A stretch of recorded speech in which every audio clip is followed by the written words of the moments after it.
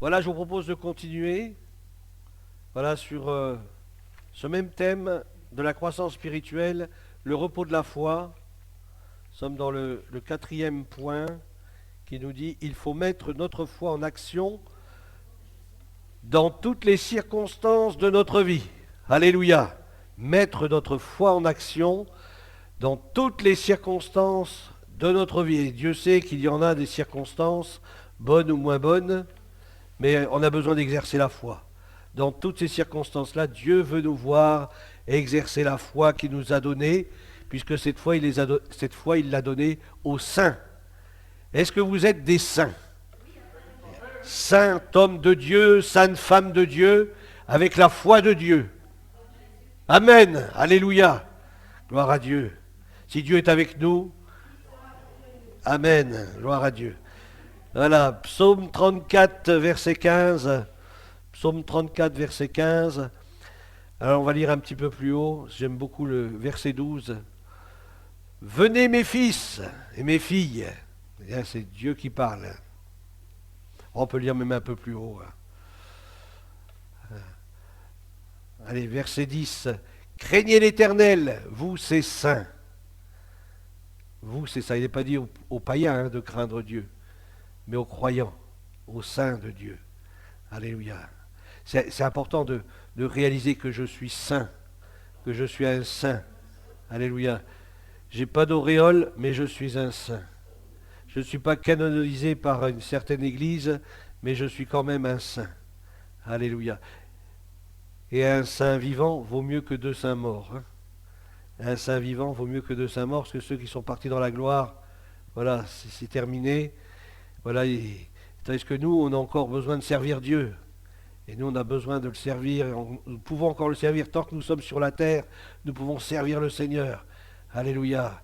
Alors c'est pour ça que ne nous privons pas de le servir. Parce qu'après, bien, il sera trop tard. Après, on rentre dans la gloire. Et puis là, bien, c'est une autre vie. Car rien ne manque à ceux qui le craignent. Rien ne manque à ceux qui le craignent. Pourquoi? Parce qu'ils craignent Dieu. Parce qu'il y a une sainte crainte de Dieu. Il y a un désir de plaire au Seigneur, de lui être agréable, de porter du fruit, de l'honorer en toutes choses. Alléluia. Rien ne manque à ceux qui le craignent. Et je suis sûr que même dans certaines parties du monde, ou peut-être même en France, où les chrétiens ils n'ont pas beaucoup d'argent, peut-être à la fin du mois, eh bien il y a une joie qu'on ne peut pas leur enlever. Même s'il n'y a pas beaucoup d'argent, il y a la joie de Dieu. Il y a la paix du Seigneur, et ça vaut tout l'or du monde. Ça vaut tout l'or du monde. Rien ne manque. Et ce que Dieu désire que nous ne manquions pas, c'est vraiment de ce qui est l'essentiel pour notre vie. La paix, la joie, alléluia, par le Saint-Esprit. Les lionceaux éprouvent la disette et la faim, mais ceux qui cherchent l'Éternel ne sont privés d'aucun bien.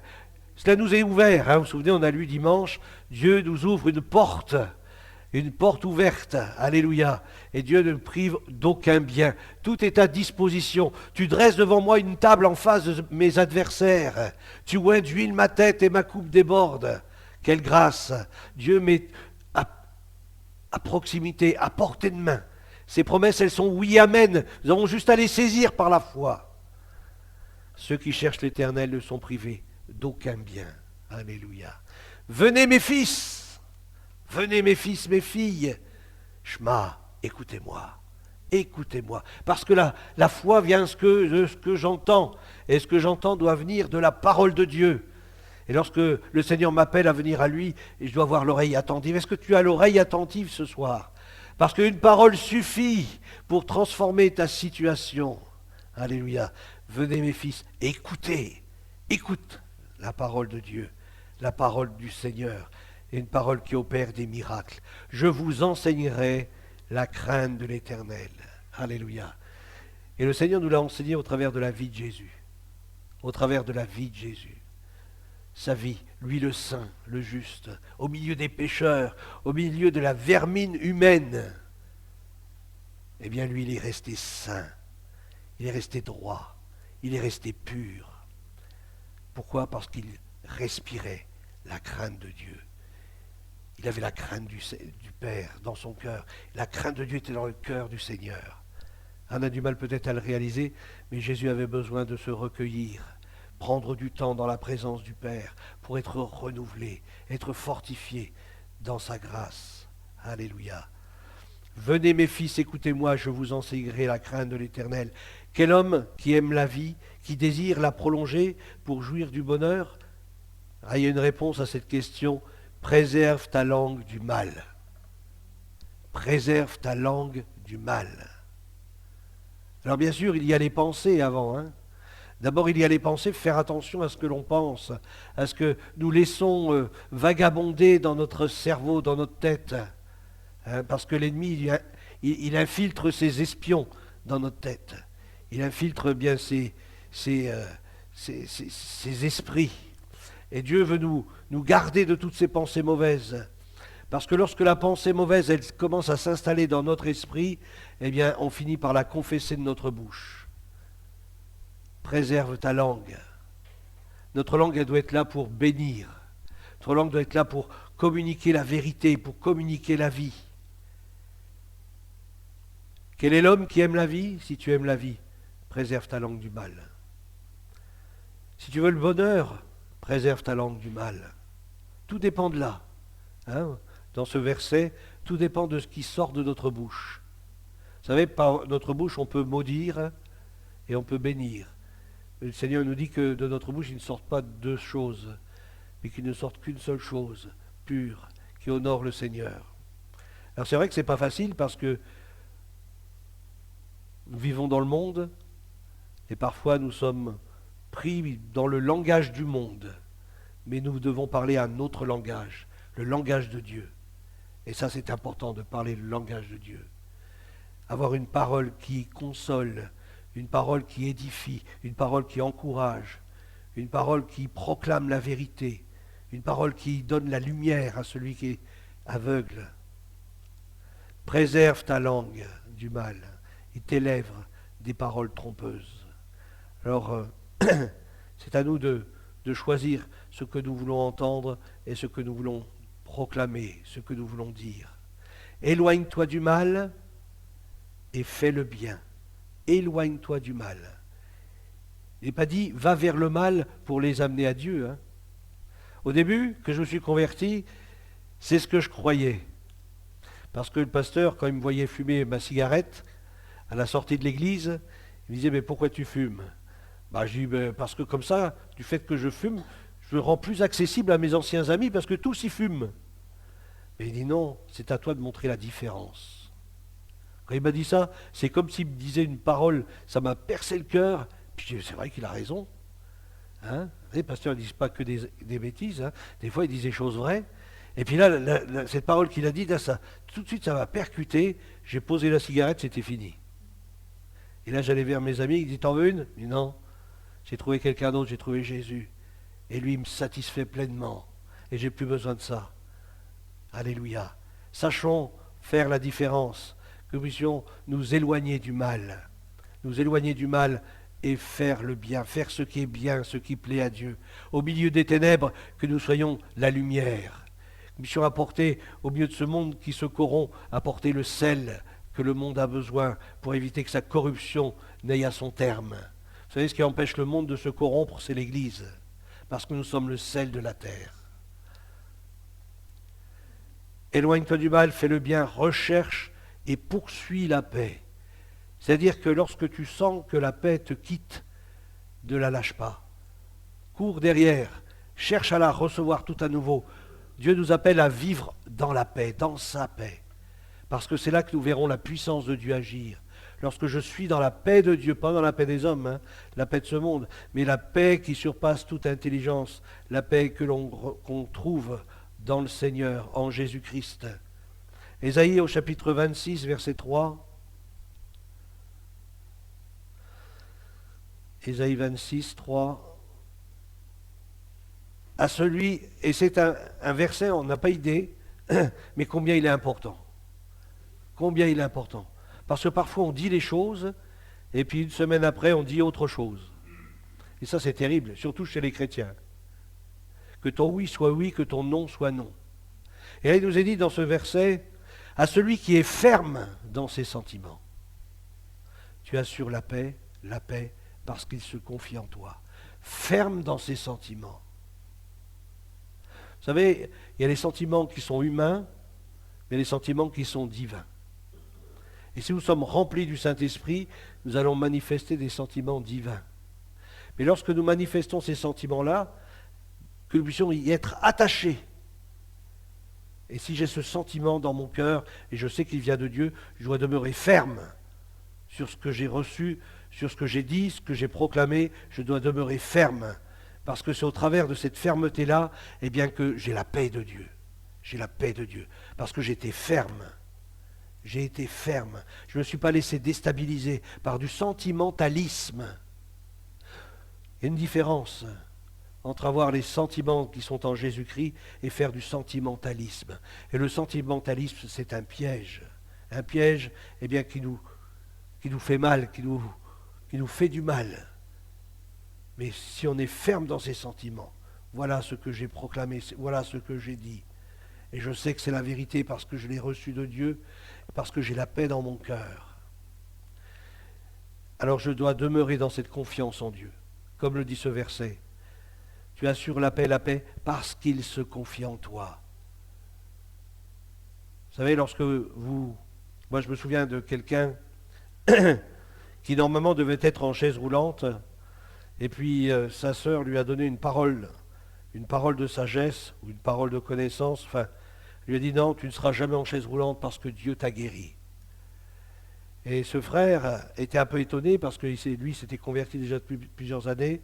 C'était un alcoolique, un fumeur, enfin, c'était quelqu'un qui avait vécu pas mal d'années dans les bars. Et puis lorsqu'il a reçu cette parole, ça a vraiment touché son cœur. Et à la suite de cela, il a été ferme dans ce sentiment-là. Je sais, je suis guéri. Je sais, je ne serai jamais en chaise roulante. Je sais parce que mon Dieu m'a sauvé, il m'a guéri, il m'a transformé. Et encore aujourd'hui, il n'est toujours pas en chaise roulante alors que les médecins lui avaient diagnostiqué que dans les 6 mois à venir, il serait en chaise roulante. Je crois que lorsqu'on est ferme dans les choses que nous avons reçues de Dieu et que nous ne nous laissons pas déstabiliser, vous savez, lorsqu'on avait prié pour mon père, c'est au début de notre conversion, et qu'il avait un problème, un ulcère à l'estomac, et il devait se faire opérer. Un ulcère qui était gros comme une pièce de 50 centimes de l'époque, c'était des francs, et donc c'était quand même assez gros, un ulcère assez important dans l'estomac.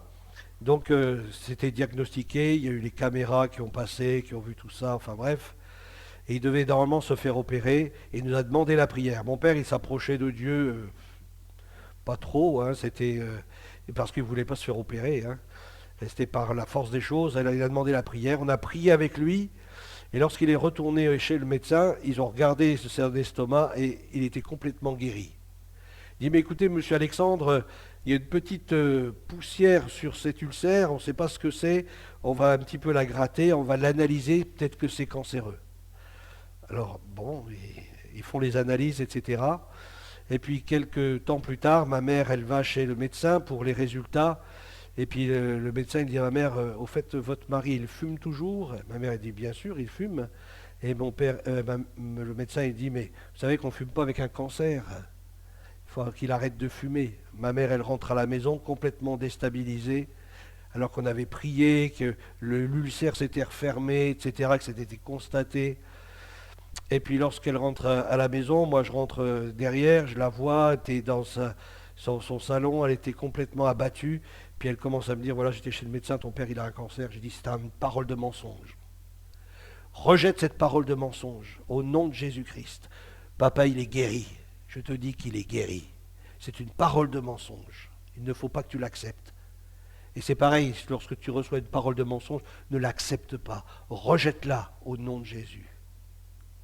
Lorsqu'il y a une conviction dans notre cœur, qu'il y a la paix dans notre cœur, qu'il y a des sentiments qui sont ancrés dans notre cœur comme quoi Dieu a parlé, Dieu a dit, alors il faut que je demeure ferme sur ce sentiment-là. Et lorsque j'ai encouragé ma mère, elle me dit oui, tu as raison. Et puis on a prié le Seigneur. Vous savez, c'était au début de notre conversion, je n'étais même pas baptisé. Hein. Ma mère non plus, personne, mon père non plus. Et puis, fin de compte, le médecin s'était trompé de document. Il avait pris le document d'une autre personne. Voilà, il s'était trompé de dossier. Mais si elle avait cru au mensonge, mais moi je suis sûr que le mensonge se serait réalisé. Croyez et demeurez ferme sur ce que le Seigneur a déposé dans votre cœur. Ne vous laissez pas déstabiliser. Tu assures la paix, parce qu'il se confie en toi. Il se confie dans la parole, Seigneur, qui est sortie de ta bouche. Il se confie dans ce que tu as prononcé. Je sais que je ne serai pas inquiété. Je me souviens de ce témoignage de cet homme, je ne sais plus son nom, c'était un évangéliste connu. Il avait pris l'avion et puis pendant son voyage en avion, il y a eu des turbulences et puis tout le monde a commencé à paniquer dans l'avion. Et puis les gens se disaient, mais monsieur, vous n'avez pas peur? Et puis il disait, non. Parce que Dieu m'a dit que ce soir, j'allais prêcher dans cette ville. Et cet avion, c'est impossible qu'il se détruise en vol ou qu'il se crache, c'est impossible. Parce que ce soir, Dieu m'a dit, tu vas prêcher là-bas. Alléluia.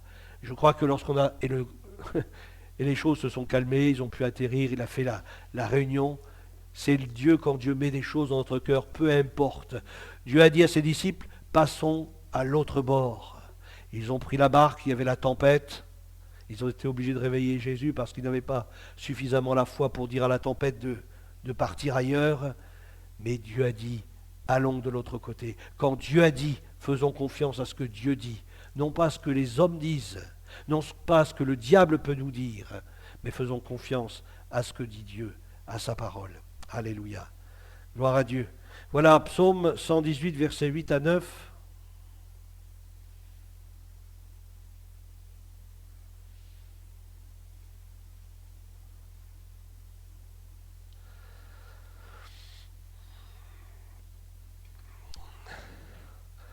Alors c'est un petit peu ce que j'étais en train de vous dire. Mieux vaut chercher un refuge en l'Éternel que de se confier à l'homme. Mieux vaut chercher un refuge en l'Éternel que de se confier aux grands. Peu importe les grands. Je me souviens de quelqu'un qui a été guéri d'un cancer de la prostate. Il en était convaincu. Lorsqu'il était voir le médecin lui a dit, écoutez monsieur, pour être sûr, on va quand même faire de la chimio, on ne sait jamais si des fois... Il dit, non, j'ai été guéri, pas de chimio.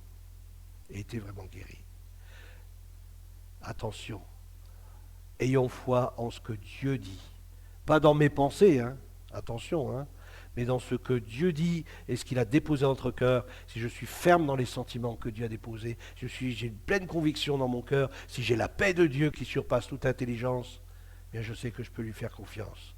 Mieux vaut chercher un refuge en l'Éternel que de se confier à l'homme. Mieux vaut chercher un refuge en l'Éternel que de se confier aux grands, même si c'est des grands de ce monde.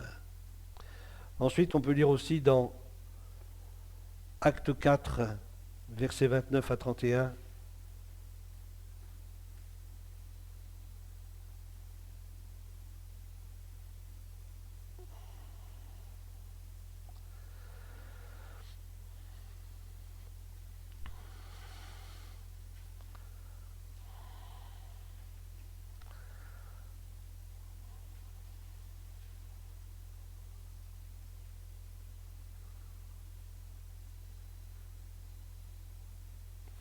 Et maintenant, Seigneur, donc c'est la prière de l'Église qui se sentait oppressée, persécutée, on les empêchait de parler du Seigneur.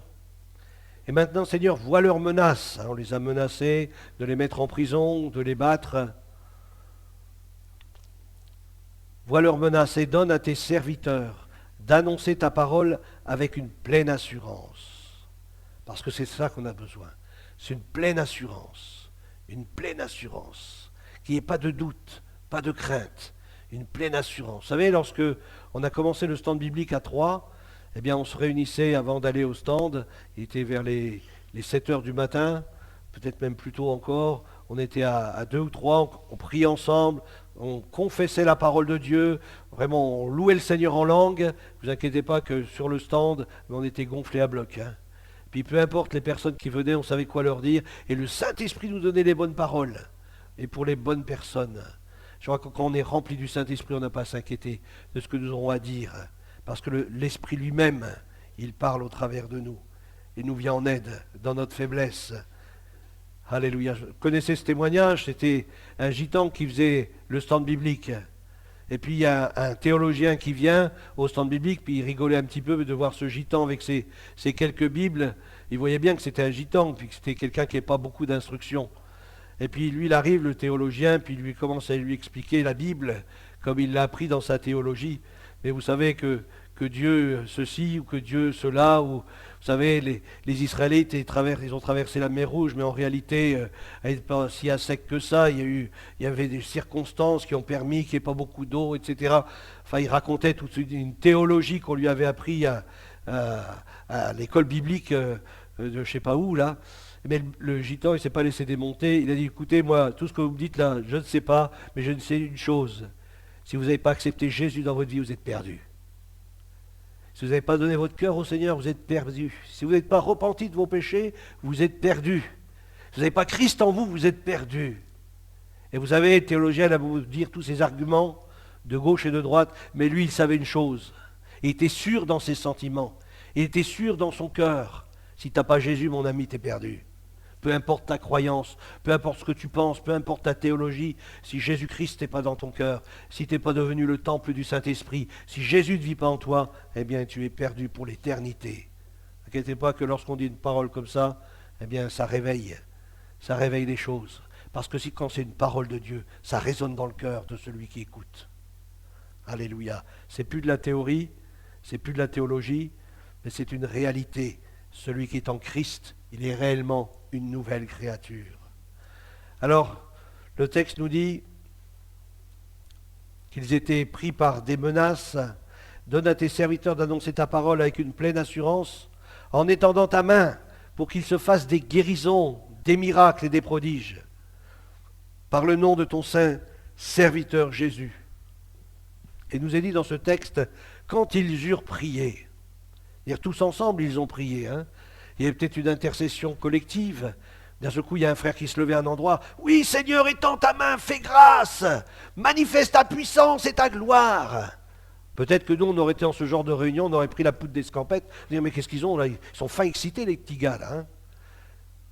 Mais quand on sait que Dieu est réellement au milieu de nous, quand on sait que Dieu est réellement présent, quand on sait qu'il n'y a pas d'autre solution que lui, est-ce qu'on va dire les choses du bout des lèvres? Eh bien, eux, ils étaient pleins de hardiesse. Ils étaient pleins de feu. Alors parfois, quand on va dans les réunions des tziganes, on dit « Oh, ils sont un peu exubérants, ces gens-là. » Mais parce qu'ils vivent peut-être ce que nous ne vivons pas. Ils vivent peut-être la foi d'une manière simple. Alors retournons peut-être, nous, à la simplicité de la foi. Peut-être que nous verrons aussi des miracles et des guérisons. Alléluia. Seigneur, étends ta main et qu'il se fasse des guérisons, des miracles, des prodiges, que les démons, eh bien, ils partent au nom de Jésus, par le nom de ton saint serviteur Jésus. Il nous dit, quand ils eurent prié, le lieu où ils étaient assemblés, il trembla. Alléluia. Est-ce que vous êtes prêts à voir trembler ici, le temple de l'Île-sur-le-Doubs? Alléluia. Si ça a été fait là, moi je crois que Dieu est le même, il ne change pas. Et s'il veut encore faire trembler ici le sol pour nous amener à saisir pleinement les choses qu'on a reçues, il peut le faire aussi encore aujourd'hui. Alléluia. Et quand ils eurent prié, ça devait bouillonner là. Alors je ne sais pas comment c'était dans la chambre haute avant le baptême du Saint-Esprit, mais là quand le Saint-Esprit est venu, ils sont mis tous à parler leur langue. Mais une fois qu'ils étaient tous remplis du Saint-Esprit, quand ils ont prié ce jour-là, ils étaient déjà tous baptisés dans le Saint-Esprit. Imaginez la ferveur qu'il devait y avoir. Je ne sais pas si vous avez déjà été, ou si vous avez entendu parler, que ce soit dans le nord de l'Europe, ou là où il y a eu les différents réveils de Pentecôte, vous voyez des gens qui sont remplis de feu. Ils sont remplis de feu et ils proclament la parole avec une telle force. Alléluia. Que nous puissions être de cela. Alléluia. Le lieu s'assembla, il trembla, le lieu où ils étaient assemblés trembla et tous furent remplis du Saint-Esprit et ils annonçaient la parole de Dieu. Alors peut-être on a besoin tout à nouveau d'être remplis du Saint-Esprit comme eux. Peut-être on a aussi besoin d'être tout à nouveau, comme le dit le texte. C'est pas moi qui le dis, c'est lui. D'être rempli tout à nouveau du Saint-Esprit. Alléluia. Amen. Seigneur notre Dieu, notre Père, nous voulons te bénir pour ta parole parce qu'elle est la vérité. Seigneur, que nous puissions demeurer remplis du Saint-Esprit. Aide-nous à rechercher davantage ta présence, à rechercher davantage ta face, à rechercher davantage être imprégné de ta parole, désirer davantage voir ta gloire se manifester non seulement dans nos vies, mais dans la vie de ceux qui nous entourent. Seigneur, viens encore nous remplir du Saint-Esprit, nous inonder de ta présence. Seigneur, immerge-nous en toi, afin que des signes, des prodiges, des miracles et des guérisons puissent se manifester par le nom de ton saint serviteur Jésus-Christ. Merci notre Dieu, notre Père. Amen. Amen. Alléluia.